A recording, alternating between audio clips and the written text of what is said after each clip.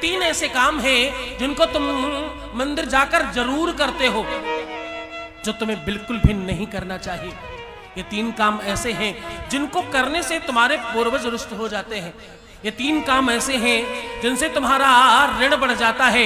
ये तीन काम वो हैं जिनसे तुम्हारे जीवन में दरिद्रता आती है। ये तीन काम वो हैं जिससे तुम्हारे पैसे फंस जाते हैं। और ये तीन काम वो हैं जिनसे तुम्हारे जीवन में अनायास संकटों का आवागमन बढ़ जाता है। इस कारण से ये तीन काम नहीं करने चाहिए। और अधिकतर लोग शिवालय में जाकर, भगवान शंकर के मंदिर में जाकर ये तीन काम जरूर करते हैं।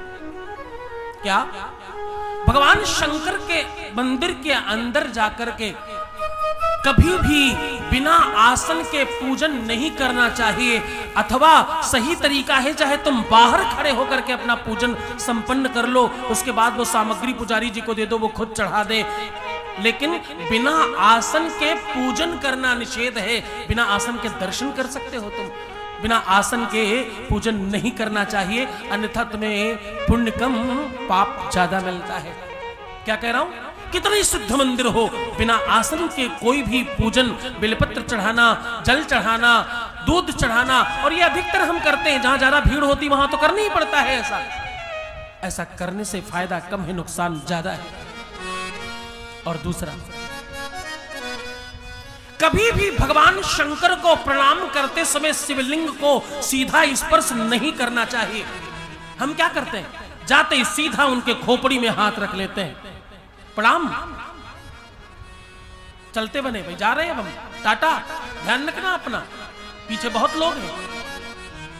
दूसरा, ये काम सीधा शिवलिंग पर जाकर हाथ नहीं रखना चाहिए। सबसे पहले अर्घा स्पर्श करना चाहिए। हमारे यहाँ सीताराम की परंपरा है, हमारे यहाँ राधे श्याम की परंपरा है, हमारे यहाँ गौरी शंकर की परंपरा है, हमारे यहाँ शंकर गौरी की परंपरा नहीं है। सबसे पहले माँ को प्रणाम करना चाहिए, फिर बाबा को प्रणाम करना चाहिए। ऐसा नहीं करने से तुम्हें पाप ज्यादा, पुण्य कम मिलता है। और तीसरा काम, ये तो ऐसा काम है जो निश्चित तौर पर तुम में से ऐसा कोई ही होगा जिसने न किया हो। किसी भी रूप में, किसी भी देवालय में, शिवालय में जाकर भगवान शंकर के ऊपर सीधा पैसा चढ़ाना एकदम गलत है, एकदम निषेध है। धन, रुपया, पैसा, सिक्का, नोट नहीं चढ़ाना चाहिए। कारण, न जाने उस नोट को तुमने कहां कहां रखा होगा, तुमने नहीं तो किसी और ने। हाँ, अभी कभी गड्डी से ताजी और नहीं निकाल कर तो तुमने क्या ही चढ़ाया होगा। और ये तो सामान्य भाव है। दूसरा, लक्ष्मी भगवान विष्णु की पत्नी है, ये कथा आएगी अभी आगे, आप इसको बहुत गौर से सुनिएगा। इनका विवाह पहले भगवान शंकर से होने जा रहा था, वो बात आप आगे सुनेंगे शिव महापुराण में। इसलिए लक्ष्मी भगवान शंकर पर डायरेक्ट नहीं चढ़ाई जाती, दान पात्र में डालो, पुजारी को दो। कभी भी शिव मंदिर में शिवलिंग के ऊपर पैसा, सिक्का, नोट नहीं चढ़ाना चाहिए, किसी भी रूप में नहीं चढ़ाना चाहिए। क्या चढ़ाना चाहिए? तुम चढ़ा सकते हो तो चांदी का चंद्रमा चढ़ाओ, तुम चढ़ा सकते हो तो चांदी की बिलपत्र चढ़ा बना करके चढ़ाओ। क्यों? जो चांदी है वो चंद्रमा की धातु है, और चंद्रमा को महादेव ने शीश पर धारण कर रखा है।